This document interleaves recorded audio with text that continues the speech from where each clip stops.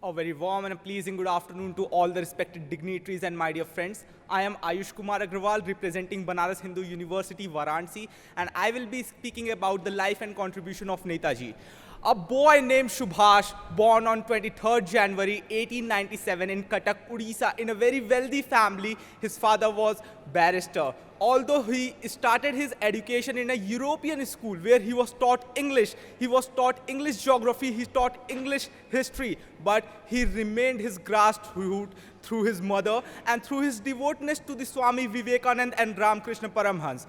You might be knowing, in 1913, he secured second rank in overall school, and from there, he admitted into the Presidency College. There also, you will be very much surprised that he was expelled in 1916 from that college. The reason was he was just being against the professor who used to beat up the Indian origin people without no reason. And the committee was formed and being asked to take him apology, but he declined. In that time also, he was the student head, and at that point of time, Indian health sector was very much at declining portion. There was 2.5 lakh people died because of cholera, malaria, and several diseases. The father was taking the body of the son, and the son was taking the body of the father. And at that point of time, the Netaji taken the oath within himself that I will serve to this country. Thereafter, he completed his graduation, and he went to the London Cambridge to get started his Indian Civil Service examination. And it used to take 4 years to do that, but he was such a great scholar that he ended it within 7 years. But at the time of joining, he declined. And it was the history of India that he was the first Indian to left that job. And when he came back to India, people were urged to meet him. People were urged to know him, who is this person who has led himself for this country. From there, he joined Indian National Congress. In 1929, Lord Irwin proposed that India could get the dominance position, but it was Subhash Chandra Bose ji who convinced Gandhiji and others that we want complete freedom. And in Lahore Working Committee in 1930, he hosted the flag and say, we only want the complete freedom, nothing less than that.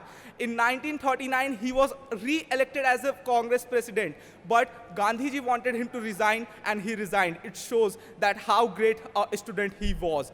Thereafter, the greatness of Subhash Chandra Bose, you may consider, is the diplomacy. All the political leaders were making their framework in India, but he traveled to USSR. There the things could not work. Then he went to the Berlin. From Berlin to Sumatra Island. Then to Japan. From Japan to Burma, and then in India. In his last flight also, he was planning to go to the USSR to build the diplomacy and a relation for India so we can work. There was two groups at that point of time, Axis and Allied. In Axis group, there was Japan, Canada, as well as Germany.